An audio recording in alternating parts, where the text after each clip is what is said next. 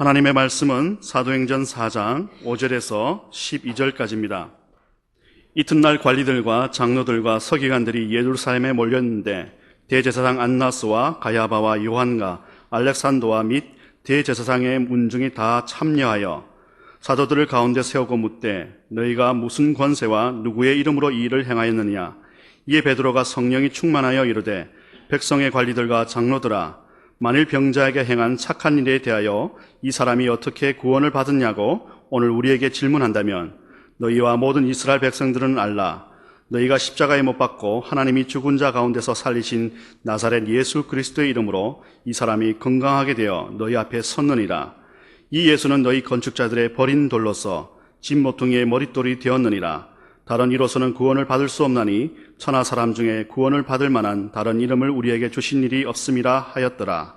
아멘. 인간의 삶은 취함과 버림으로 이루어지고 있습니다. 인간은 자기에게 유익하다거나 가치가 있게 여겨지는 것을 추구하는 반면에 그 반대의 것은 미련 없이 버린다는 의미입니다. 인간의 사람 관계도 물론 이와 같습니다. 자신이 필요로 한다거나 자기에게 도움이 되는 사람과는 더 깊은 연을 맺기 위해서 안달하지만 도움은커녕 짐이 된다고 여겨지는 사람들은 가차없이 버리고 살아갑니다. 어떻게 생각하면 이기적일 수밖에 없는 인간들이기에 이것은 오히려 당연한 일이라고 말할 수 있을지도 모르겠습니다. 문제는 취함과 버림의 기준이 저마다 다 다르기에 막상 현실의 삶 속에서 버리지 말아야 될 것을 버리고 취하지 말아야 될 것을 취하는 어리석음을 범한다는 데에 있습니다. 1960년대 제3공화국의 외무부 장관을 역임했던 이동원 선생의 회고록 속에는 우리나라 박정희 대통령과 미국 닉슨 대통령 간에 얽힌 비화가 소개되고 있습니다.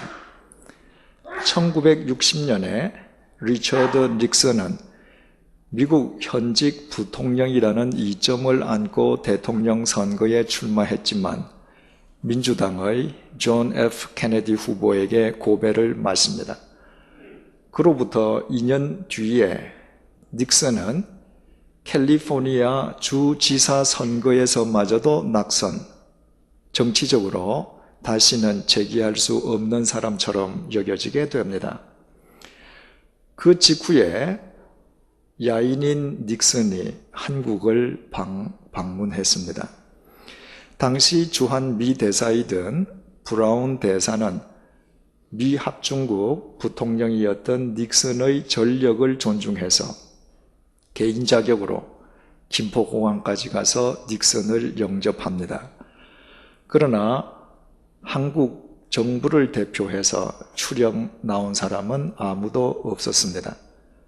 닉슨은 브라운 대사의 차에 몸을 싣고 아무도 자신을 반겨주지 않는 서울 시내로 처량하리만치 쓸쓸하게 입성했습니다. 브라운 대사는 비록 닉슨이 야인이 되긴 했지만 한때 한국 최고의 맹방이었던 미국의 부통령이었음을 감안해서 박정희 대통령이 닉슨을 위한 만찬을 베풀어 줄 것을 청와대에 요청했습니다. 청와대는 이런 지하에 거절을 했습니다. 브라운 대사는 이동원 장관의 도움을 청합니다.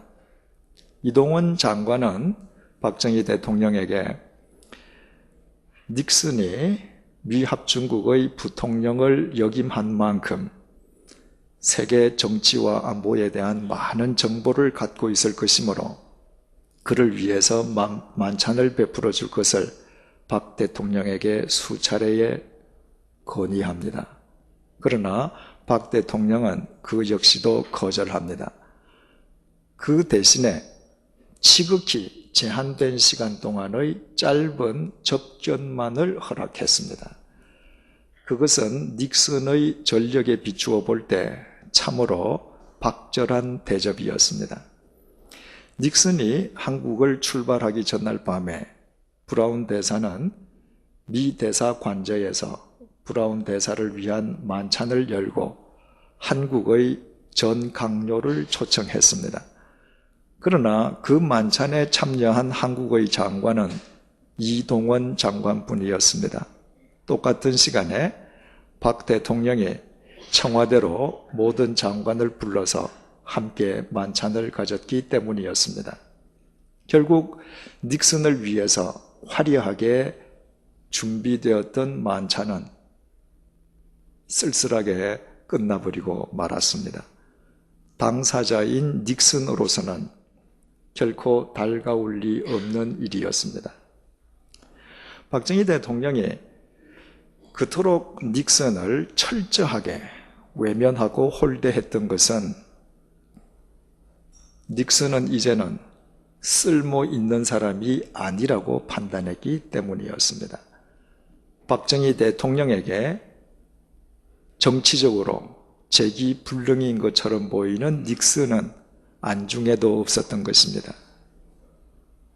그런데 박 대통령에게 그토록 철저하게 외면당했던 닉슨이 1968년도에 미 대통령에 당선되어 세계 최고의 지도자로 화려하게 복귀했습니다. 닉슨은 대통령직에 취임하는 즉시 닉슨 독트린을 발표하고 주한 미군 철수를 공포했습니다. 가장 놀라고 당혹스러운 사람은 박정희 대통령이었습니다. 박 대통령은 공식 외교 채널을 통해서 닉슨 대통령에게 정상회담 요청을 했지만 닉슨은 묵살해버리고 맙니다. 박 대통령은 자신이 동원할 수 있는 모든 개인 채널을 동원해서 닉슨과의 회담을 요청했지만 닉슨에 의해서 계속 묵살당합니다. 그러나 박 대통령의 거듭되는 요청에 닉슨은 박 대통령에게 정 자신을 만나고 싶으면 워싱턴의 백악관이 아니라 캘리포니아 세크라멘토로 오라고 연락을 합니다.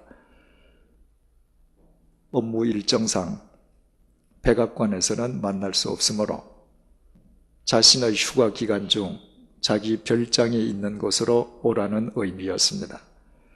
자기 별장에서 박 대통령과 격이 없는 대화를 나누면서 개인적인 친분을 더 깊이 하기 위함이 아니었습니다.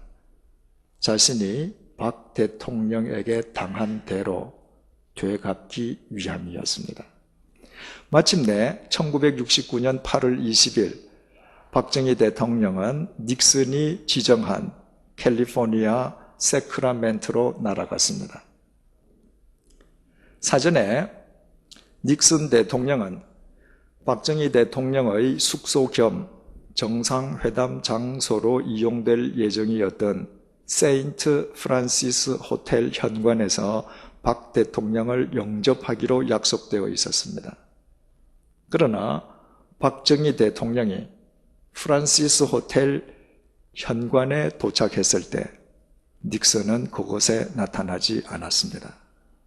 닉슨 대통령은 외교 관례를 무시하고 회담 장소에서, 그것도 회담 장소 입구가 아니라 자기 자리에서 박 대통령을 맞았습니다. 그날 밤에 닉슨 대통령이 박 대통령을 위해서 베푼 만찬에 참석한 미국의 강요는 미 국무장관 한 사람밖에 없었습니다. 닉슨 대통령이 다른 장관은 아예 초청조차 하지 않았기 때문이었습니다. 그러나 닉슨의 보복은 그것으로 끝나지 않았습니다. 1971년 3월 27일 미 제7사단을 한국에서 철수시키므로 미군이 한반도에 주둔한 지 23년 10개월 만에 한반도에서 미군을 철수시킨 최초의 대통령이 되었습니다. 그때 국가 안보와 국민의 생명을 책임진 통수권자로서 박정희 대통령이 겪었을 모멸감과 곤혹이 얼마나 컸겠습니까? 그리고 그 이후에 박정희 대통령이 자주 국방에 주력했던 심정을 10분 이해할 수 있습니다. 만약 박정희 대통령이 야인으로 방한한 닉슨을 그토록 철저하게 외면하고 홀대하지 않았던들, 그를 마음속으로부터 지우고 버리지 않았던들, 대통령이 된 닉슨으로부터 박 대통령 개인적으로나 우리나라 국가적으로나 당하지 않을 수모를 겪은 것이었습니다. 한 나라의 지도자로 선출될 사람을 한순간 버린 결과가 이처럼 엄청나다면 하물며 하나님께서 보내신 구원자를 버린 결과야 두말에 무엇하겠습니까? 지금부터 3000년 전 다윗은 골리앗을 격파하고 블레셋의 침공으로부터 이스라엘을 구해내었습니다. 하지만 그로 인해 다윗을 라이발로 간주한 사울 왕의 칼날을 피해서 다윗은 오랜 기간 동안 피신 생활을 해야만 했습니다. 하지만 사울이 다윗을 죽이려 했으나 도리어 사울 자신이 죽고 사울 왕이 죽이려고 했던 다윗은 하나님에 의해 이스라엘 왕으로 세워졌습니다. 그때 다윗이 불렀던 노래가 시편 118편으로 알려지고 있습니다. 그 중에서 22절, 23절의 내용이 이렇습니다. 건축자가 버린 돌이 집 모퉁이의 머릿돌이 되었나니 이는 여호와께서 행하신 것이요 우리 눈에 기이한 바로다. 여기에서 건축자란 사울 왕을, 그리고 건축자가 버린 돌은 다윗 자신을 일컫습니다. 사울 왕은 자기 자신을 이스라엘 왕국의 건축자로 여기고 있었습니다. 이스라엘 왕국 건설에 관한 한 자기를 능가하는 건축가는 있을 수 없다는 자부심 속에서 살았습니다. 그렇기에 주의 만류에도 불구하고 집요하게 다윗을 죽이려고 했습니다. 소위 건축가 전문적인 관점에서 볼 때에 자기보다 더 신실하고 자기보다 하나님에게 더 충직한 다윗은 도움이기는커녕 오히려 자기 왕국의 걸림돌이라 간주했기 때문입니다. 사울 왕은 오직 다윗 한 사람을 죽이기 위해서 무려 3000명에 이르는 특공대를 구성하고 이스라엘 전역을 샅샅이 훑고 다녔습니다. 삼권을 장악한 사울 왕이 그토록 다윗을 죽이기 위한 집념을 불태웠다면 다윗의 죽음은 시간 문제 아니겠습니까?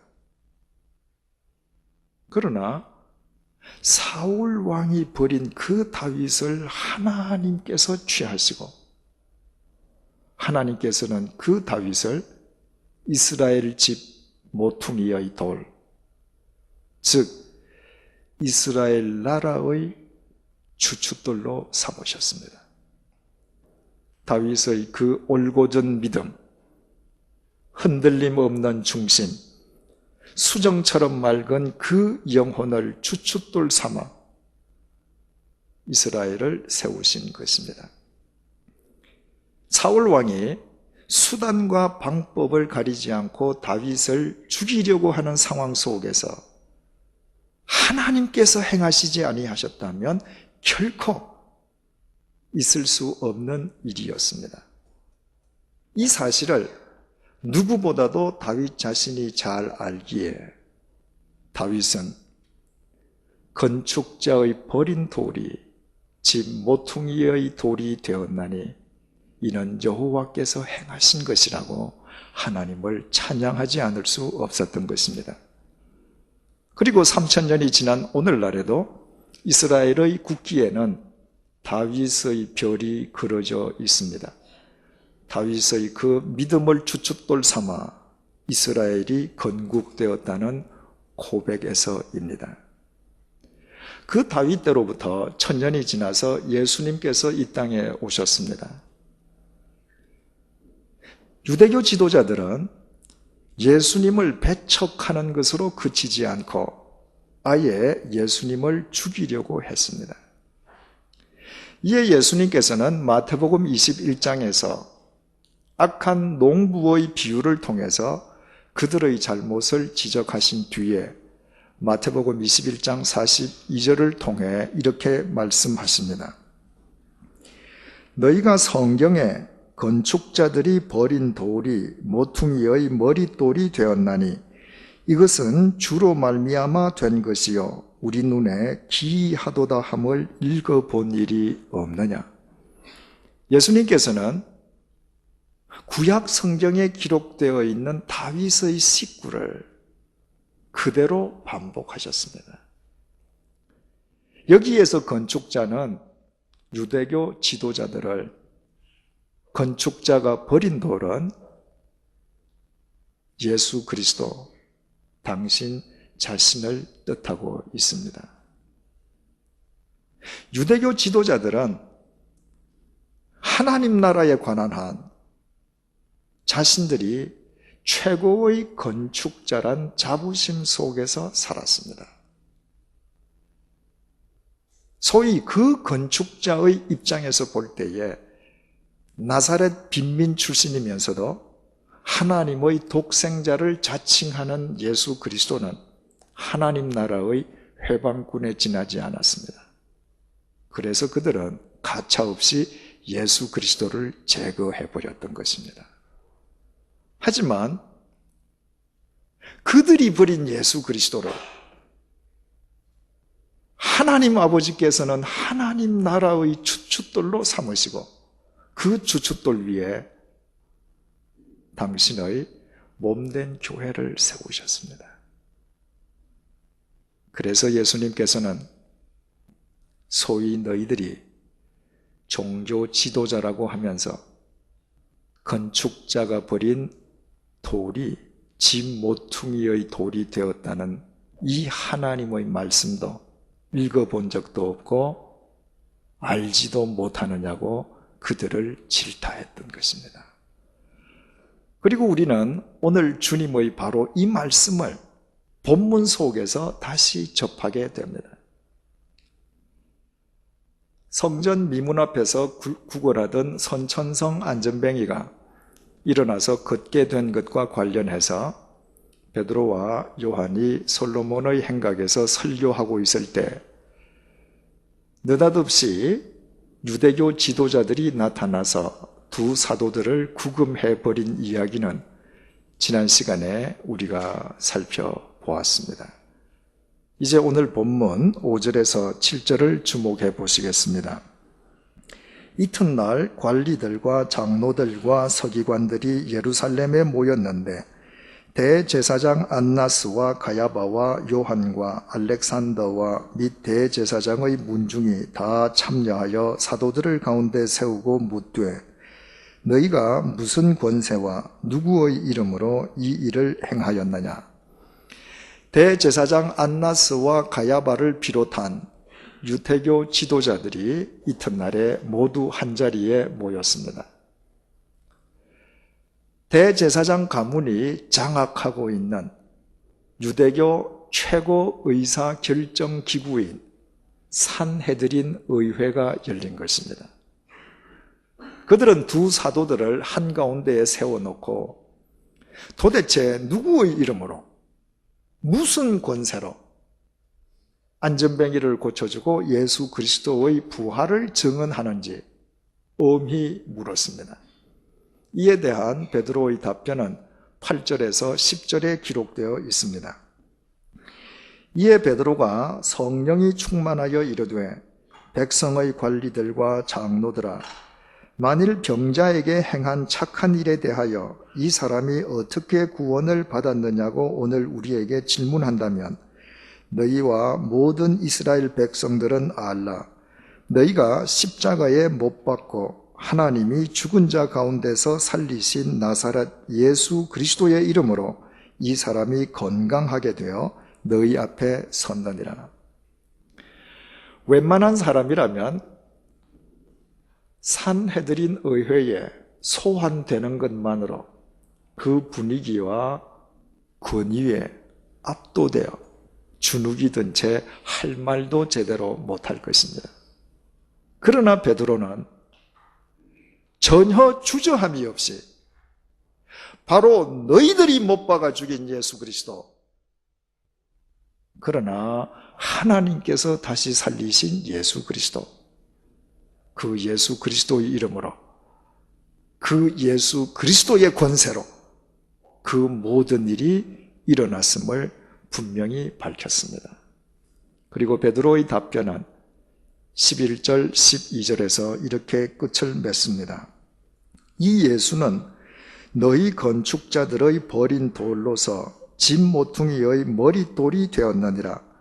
다른 이로서는 구원을 받을 수 없나니 천하 사람 중에 구원을 받을 만한 다른 이름을 우리에게 주신 일이 없음이라 하였더라. 지금 베드로 앞에 앉아있는 유대교 지도자들은 하나님 나라의 건축가임을 자임하면서 예수 그리스도를 십자가에 못 박아 죽인 장 본인들입니다. 그러나 하나님 나라와 하나님의 구원에 관한 한, 그들이 버린 예수 그리스도 이외에 하나님께서는 그 어떤 주춧돌도 이 땅에 허락하신 적이 없음을 베드로는 주님의 말씀을 인용하여 천명했던 것입니다. 예수 그리스도 이외에는 그 누구도 하나님 나라와 인간을 위한 참되고도 영원한 주춧돌이 될 수 없다는 의미였습니다. 1950년대에 미국의 부통령을 역임했다면 한국 대통령보다 훨씬 더 많은 세계적 정보를 갖고 있지 않겠습니까? 그런데도 왜 굳이 박정희 대통령이 방한한 닉슨을 외면했겠습니까? 적어도 한국 정치와 안보에 관한 한 자기만한 건축자는 있을 수 없다는 자신감 때문이었습니다. 아무리 미국 부통령을 역임했다 할지라도 닉슨의 좋은 정도는 필요 없다는 의미였습니다. 왜 사울 왕이 골리앗의 침공으로부터 이스라엘을 구해내었을 뿐만 아니라 자신의 사위인 동시에 충신인 다윗을 그토록 집요하게 죽이려고 했겠습니까? 바로 자기 자신만이 이스라엘의 주춧돌이라 확신했기 때문입니다. 왜 유대교 지도자들이 이 땅에 오신 예수 그리스도를 버리고 십자가에 못 박아 죽였겠습니까? 하나님 나라에 관한 한 자신들 이외의 주춧돌은 있을 수 없다는 자기 확신 때문이었습니다. 우리는 여기에서 대단히 중요한 공통점을 하나 발견하게 됩니다.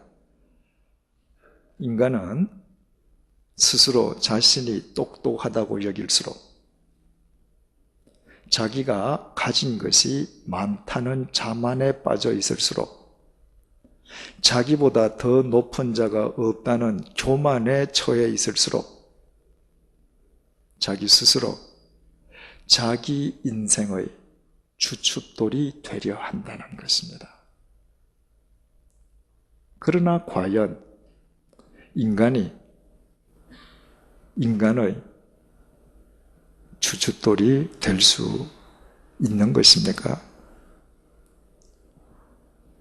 닉슨을 철저하게 외면했던 박정희 대통령은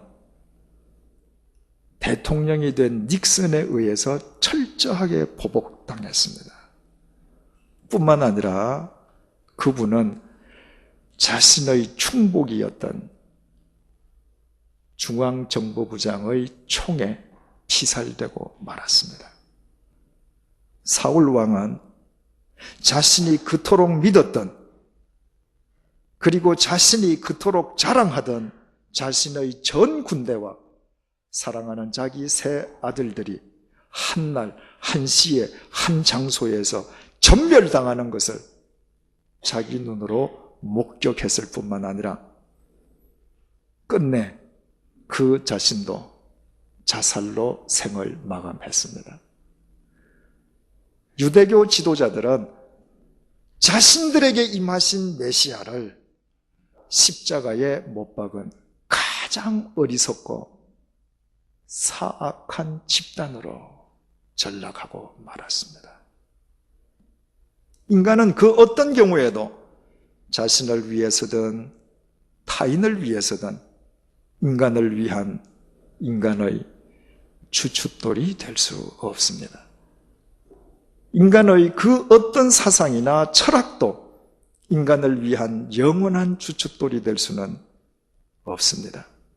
인간이 하나님 나라의 주춧돌이 될 수는 더더욱 없습니다. 그렇지 않습니까?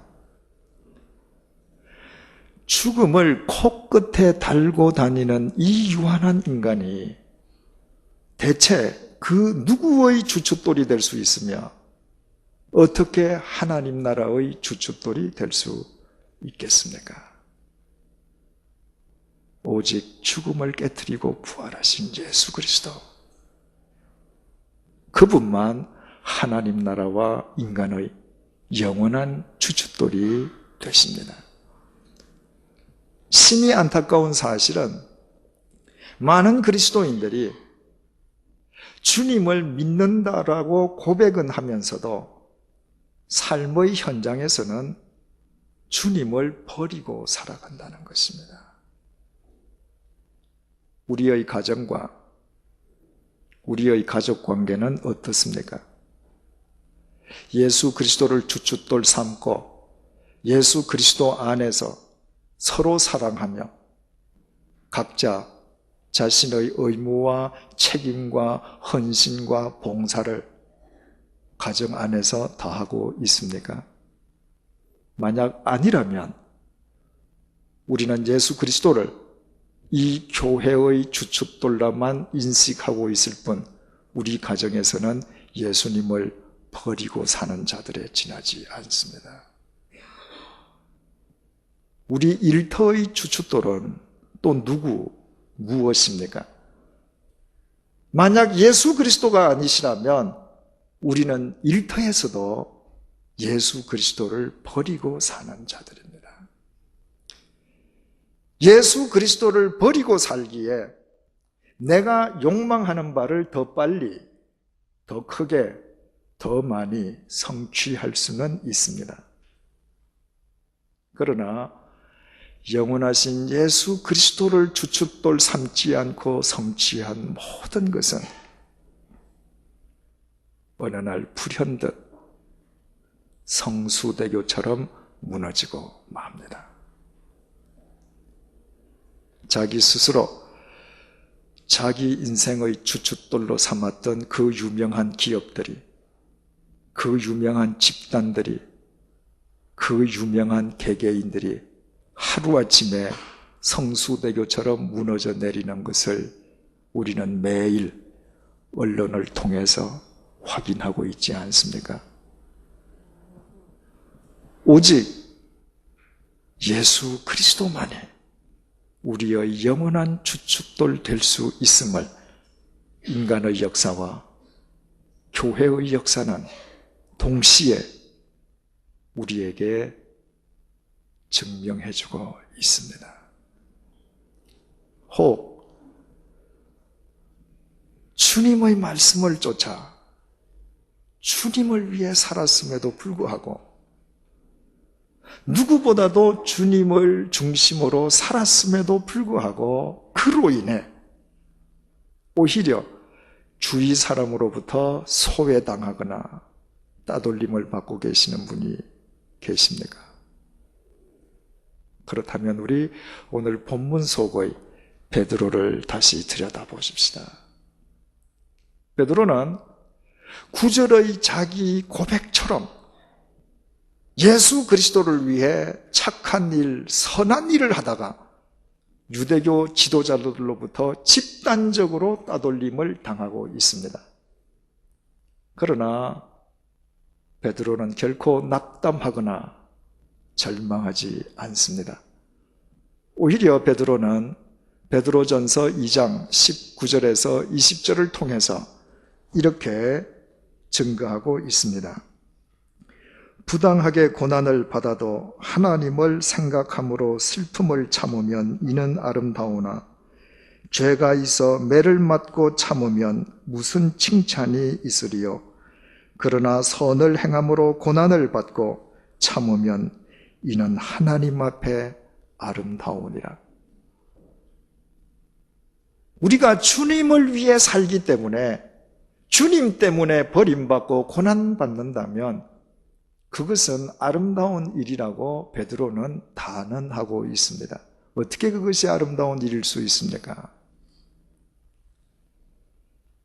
주님을 섬기다가 주님 때문에 버림받는 바로 그곳에 세상이 버린 예수 그리스도께서 그와 함께 해주시기 때문입니다.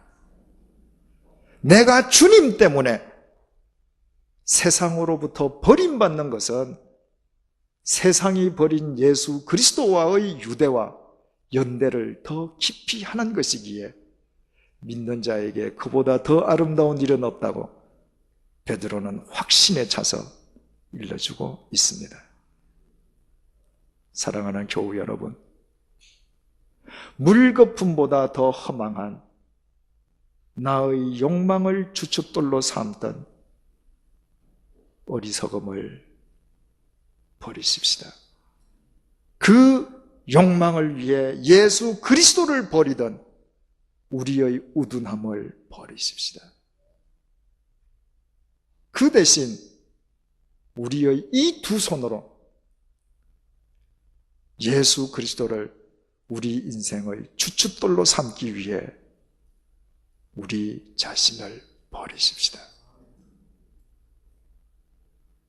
닉슨은 박정희 대통령에게 당했던 대로 보복했지만 우리 주님께서는 결코 보복하시지 않습니다.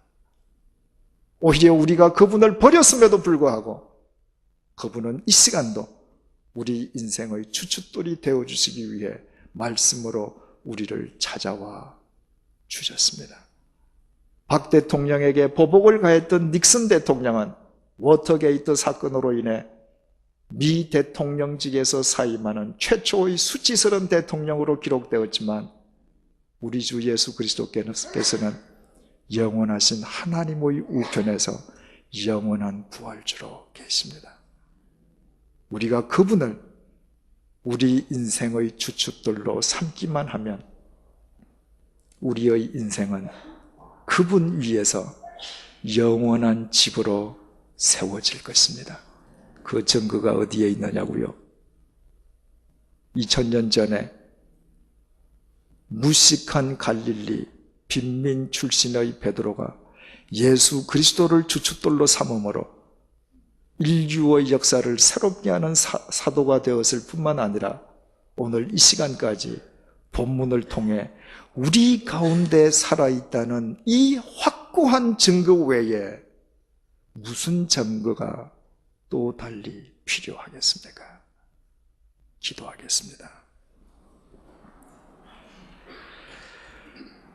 코끝에 죽음을 달고 다니는 유한한 나 자신을 내 인생의 주춧돌로 삼느라 주님을 믿는다면서도 내 삶의 현장에서는 늘 주님을 버리고 살아왔습니다.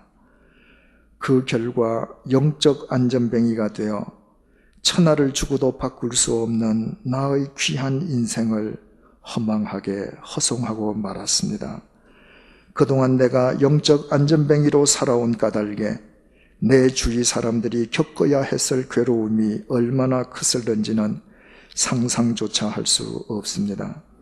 이렇듯 우리가 삶의 현장에서 매일 주님을 버려왔음에도 주님께서는 보복으로 되갚으시지 아니하시고 도리어 우리 인생의 주춧돌이 되어주시기 위해 이 시간 우리를 다시 찾아와 주심을 감사드립니다.